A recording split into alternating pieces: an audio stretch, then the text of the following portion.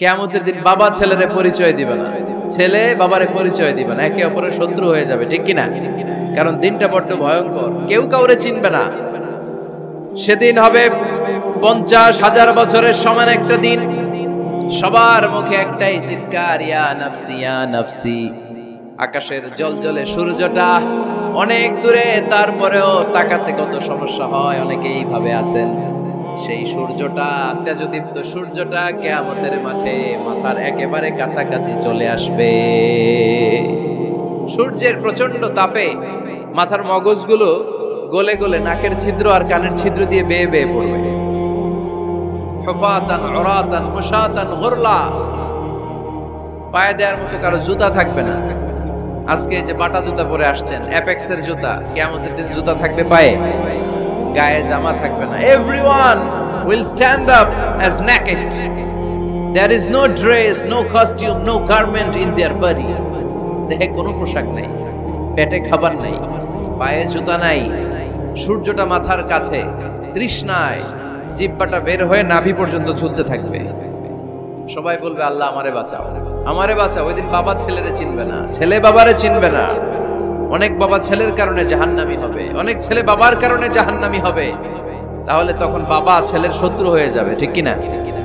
তাহলে কোরআন সাধারণত বলল, কিছু কিছু জিনিসের প্রতি মানুষের আকাঙ্ক্ষা জনমভর।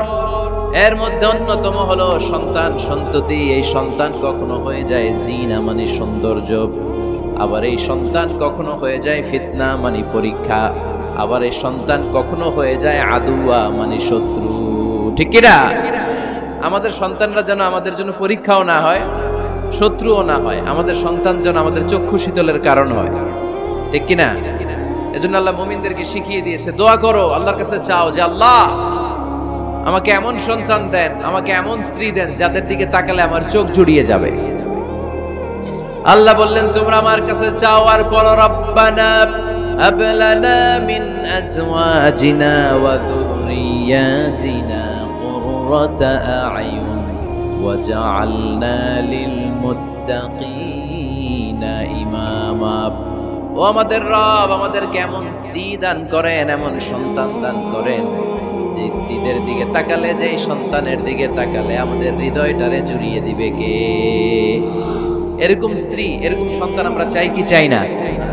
ঘরে ঢুকার পরে স্ত্রীর দিকে তাকালে কলিজা ঠান্ডা হয়ে যায়, সন্তানের দিকে তাকালে হৃদয়টা জুড়িয়ে যায়। এরকম সন্তান আমরা চাই না? কথা বলতে হবে, চাই কি চাই না? এরকম সন্তান কেমন করে আপনারা গঠন করবেন, কেমন করে সন্তানকে মানুষের মতো মানুষ বানাতে হয়, এ নিয়ে কিছু কথা আজকে আমরা শুনবো। মনোযোগ আছে? কষ্ট হচ্ছে না তো? আমি যতক্ষণ আছি ততক্ষণ থাকবেন? কারা কারা?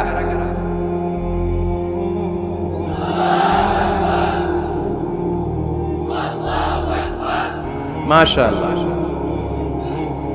মাশাআল্লাহ। তাহলে থাকেন আমার সাথে, বসেন, কথা বলি কিছু। আসলে এগুলো খুব জরুরি ওয়াজ।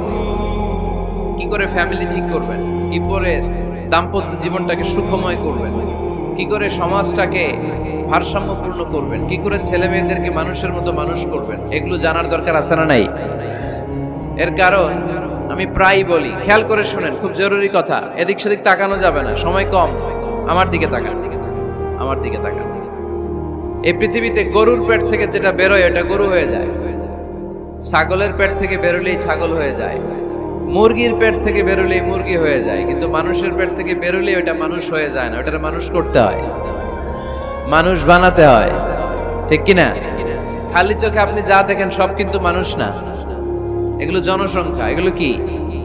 বাড়ছে জনসংখ্যা, কমছে মানুষ। এই জন্য আমরা আমাদের ছেলে মেয়েদেরকে মানুষের মতো মানুষ বানাতে চাই, ইনশাআল্লাহ। পড়েন। এখন কিভাবে মানুষের মতো মানুষ বানাবো? অনেক মা বাবা ছেলে মেয়েদেরকে নিয়ে উদ্বিগ্ন, আমাদের কাছে আসে, হুজুর কি করব ছেলেটারে নিয়ে, কোন প্রতিষ্ঠানে দিব, কিভাবে মানুষ করব, হুজুর একটু বলে দেন। এরকম উদ্বিগ্ন অভিভাবক আছে না নাই? সব বাবা মাই চায় ছেলে মেয়েদের উজ্জ্বল ভবিষ্যৎ। কোন বাবা মা চায় তার ছেলেটা টেন্ডারবাজ হোক? উত্তর দেন। কোন বাবা চায় তার ছেলেটা চাঁদাবাজ হোক, তার ছেলেটা ধর্ষক হোক, এসিড নিক্ষেপকারী হোক? না, চায় না। সব বাবা মাই চায় তাদের ছেলে মেয়ে মানুষের মতো মানুষ হোক। আজকের এই চমৎকার দুপুরে, চমৎকার অপরাহ্নে আমরা জানার চেষ্টা করব কেমন করে ছেলে মেয়েদেরকে মানুষের মতো মানুষ বানাবো। অনেকগুলো পয়েন্টস আপনাদের সাথে শেয়ার করব। বাবা মায়েরা, বাবারা এখানে আছেন, মায়েরা আছেন মহিলা প্যান্ডেলে, সবাই খেয়াল করে শুনেন কিভাবে ছেলে মেয়েদেরকে মানুষ করবে। ভালো ছেলে মেয়ে পাওয়ার প্রথম পদ্ধতি হচ্ছে, বাবার দায়িত্ব হচ্ছে ছেলে মেয়েদের জন্য ভালো মায়ের ব্যবস্থা করবে। কিসের ব্যবস্থা? কারণ মা হচ্ছে production house, kind of factory. Factory যদি ভালো হয়, ওটা থেকে যে প্রোডাক্ট বেরোবে ওইটাও ভালো হবে, ঠিক কিনা? বাপ ভালো তার বেটা ভালো তাই, মা ভালো তার ঝি, গাই ভালো তার দুধ ভালো রে, দুধ ভালো তার ঘি, তাই না? বাবা ভালো তো ছেলে ভালো, মা ভালো তো মেয়ে ভালো, গাই ভালো তো দুধ ভালো, দুধ ভালো তো ঘি ভালো। তো এই জন্য আমি প্রায় বলি, আমার মায়েদের, আমাদের বোনদের পেটটা এটা খনি, তেলের খনি, গ্যাসের খনি, স্বর্ণের খনি, পেট্রোলিয়ামের খনির চাইতে দামি খনি। কারণ এই পেটগুলি ধারণ করেছে পৃথিবীর বড় বড় অলিদেরকে, এই নারীদের পেটগুলি ধারণ করেছে নবীদেরকে। নাকি নবীরা হুট করে আকাশ থেকে পড়ছেন? নারীদের পেট থেকে আসছে, ঠিক কিনা? এটা যেমন সত্য, আবার পৃথিবীর সব টেন্ডারবাজ, চাঁদাবাজ গুলো এসেছে নারীদের পেট থেকে। So the decision is years. আমার প্রিয় লক্ষ্মীপুরের ভাইরা, সিদ্ধান্ত আপনাদের। আপনাদের ঘরের এই মাকে, এই বোনকে আপনি কিভাবে তাদের যত্ন নেবেন, কিভাবে তাদেরকে কোরআন সুন্নাহর পথে রাখবেন, এই দায়িত্ব আপনার। এজন্য প্রত্যেকটা বাবার দায়িত্ব। তোমরা ইয়াং যারা, আমার কলেজের টুকরা যুবক ছেলেরা, এখনো যারা বিয়ে করো নাই, তোমার অনাগত ভবিষ্যৎ প্রজন্ম তোমার বউয়ের পেট দিয়ে আসবে। So when you choose your life partner, you don't choose your life partner only. At the same time, you are choosing the mother of your upcoming sons and daughters. আপনি যখন বিয়ের জন্য মেয়ে খুঁজেন, আপনি শুধু মেয়েই খুঁজেন না, পাশাপাশি আপনার অনাগত যে ছেলে মেয়েগুলো দুনিয়ায় আসবে তাদের মাও খুঁজতেছেন, ঠিক কিনা? সো মা যদি ভালো হয়, ফ্যামিলি ভালো। আমাকে একটা শিক্ষিত মা দাও, আমি একটা শিক্ষিত সমাজ উপহার দেব, ঠিক কিনা? এজন্য প্রথম দায়িত্ব হচ্ছে ছেলে মেয়েদের জন্য ভালো মায়ের ব্যবস্থা করা। ওমরে ফারুক রাদিয়াল্লাহু তাআলা আনহু যখন খলিফা, এক বাবা এসে বিচার দিল, খলিফাতুল মুমিনিন, আমিরুল মুমিনিন, আমার ছেলে আমার কথা শোনে না, বেয়াদবি করে। ওমরে ফারুক ডাকলেন, তুমি তোমার বাবার সাথে বেয়াদবি করো? এটা তো কবিরা গুনাহ, তুমি তো জাহান্নামে যাবে এরকম করলে। ছেলে বলে, হে আমিরুল মুমিনিন, সব দায়িত্ব কি আমাদের? বাবা মার দায়িত্ব নাই?